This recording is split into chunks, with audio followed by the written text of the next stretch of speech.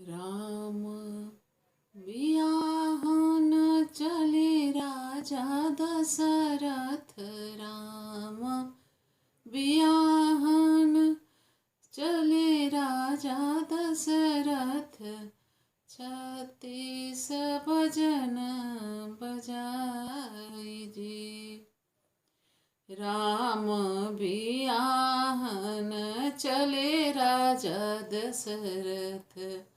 36 भजन बजाई जी। बीच मड़उआ में नाचे पुतरिया। बीच मड़उआ में नाचे पुतरिया। धन्य जनक रौरे भाग्य जी। बीच मड़उआ में नाचे पुतरिया। धन्य जनक रौरे भाग्य जी।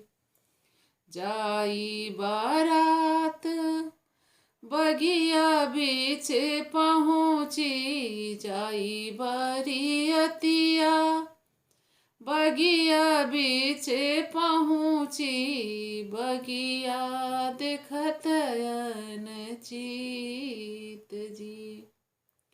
बगिया देखत अनचित जी। राम लखन दुनु पूछन लागेले। राम लखन दुनु पूछन लागेले। कौन हउए जनक दुआर जी। राम लखन दुनु पूछन लागेले। कौन हउए जनक दुआर जी। राम बियाहन चले राजा दशरथ।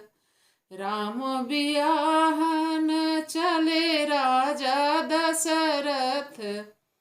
36 भजन बजाई जी।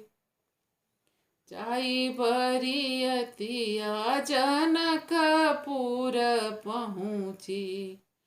होई नगरिया में शोर जी। जाई बरियतिया जनकपुर पहुँची। जाई बरियतिया जनकपुर पहुँची। सगरी नगरिया भइले शोर जी। सबहि निहारे अरतिया बरतिया। सासु निहारेली दमाद जी। सबहि निहारे अरतिया बरतिया। सबहि निहारे अरतिया बरतिया। सासु निहारेली दमाद जी।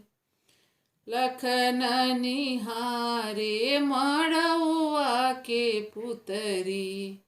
धन्य बढ़ई तोहरे हाथ जी। लखन निहारे मड़उआ के पुतरी।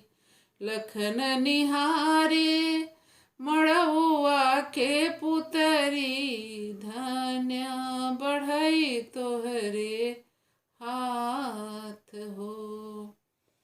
राम बियाहन चले राजा दशरथ। राम बियाहन चले राजा दशरथ। 36 भजन बजाई जी। बीच मड़उआ में नाचे पुतरिया। धन्य जनक रौरे भाग्य जी। बीच मड़उआ में नाचे पुतरिया, धन्य जनक